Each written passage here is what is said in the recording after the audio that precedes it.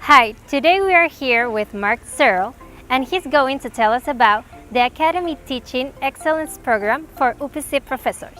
In what ways the Academy Teaching Excellence Program does create a value in UPC teachers? In the teachers? Well, I think the primary value is found in pedagogy, in their approach to teaching and their understanding of what it means, not only to be a teacher in higher education, but also to be a teacher in a second language, to be teaching in English to learners who are working in second language English too. So I think the value is found in the pedagogy, the different approaches, the techniques that are used, classroom management, etc., etc. So I think it's a very big value. Can you tell us what is the objective of the program? Well, I think the objective works in different dimensions. I think the objectives for the teachers, the objectives for the learners, and perhaps the objectives for the university too. Okay, let's go backwards. The university, I think, benefits largely because of the NC UK program, in which the university is now preparing young people to study at universities in the north of England.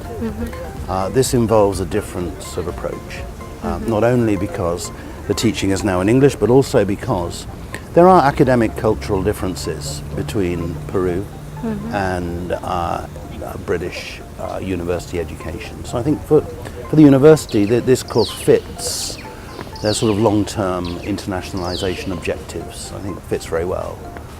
For the teachers, the objective really is for them to understand that there's a different way to do things, that there is a methodology that's based on research which will improve their performance in the classroom, and most teachers want that. They want to be better at their jobs, and I believe this program gives them a chance to do that. The learners, however, are the primary beneficiaries in this. If you've got a university that understands internationalization fully, if you have teachers that understand the pedagogy fully, then the major benefit is to the learners, isn't it? Yeah. It's to the students, you know, because hopefully they're going to get a much better learning experience. And I think most significantly, what we're trying to do is to prevent the change of language having a negative effect on their subject learning. Yeah. So if we put all of these things together, and hopefully we have happy students. Yeah. And what should the teacher have to change when he teaches in English and not in his mother language?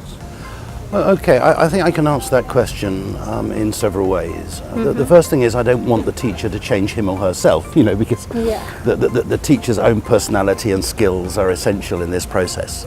However, when we're working in L2 English, when we're changing from Peruvian Spanish into English, the teacher needs to focus on a kind of designer clarity of their teacher talk.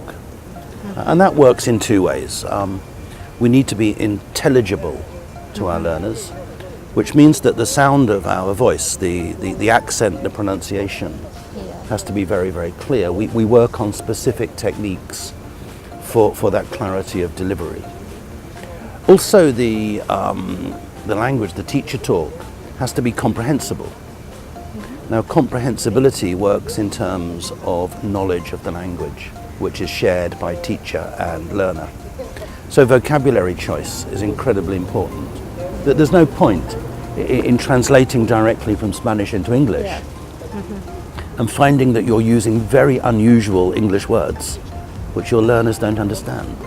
So we have to moderate the vocabulary, and we have specific resources and specific ways to do that, both for general and for academic vocabulary.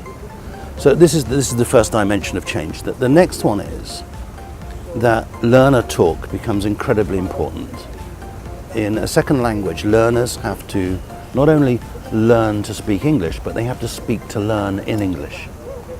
So the classroom needs to be more interactive. There needs to be more student voice, if you like, more learner talk in the classroom. And working on how to do that without simplifying academic content is one of the major sort of purposes of the course. So these are challenges to the teachers, and it does involve a big change from the traditional university teacher sort of lecturing approach. Okay.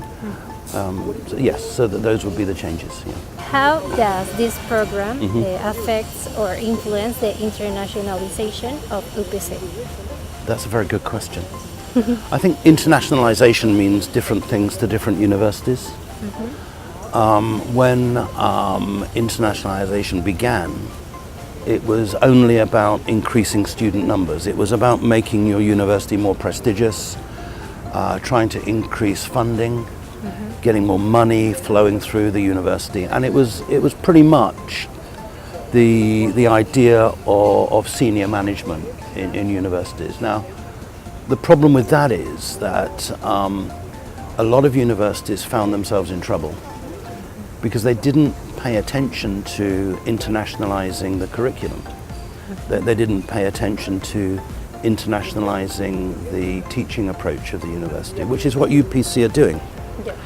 And so UPC very much have understood, I think, completely what this concept of internationalization might be, both for UPC in Peru, but also for the students transitioning from Peru into England. So I think this program really illustrates that UPC understand what they're doing.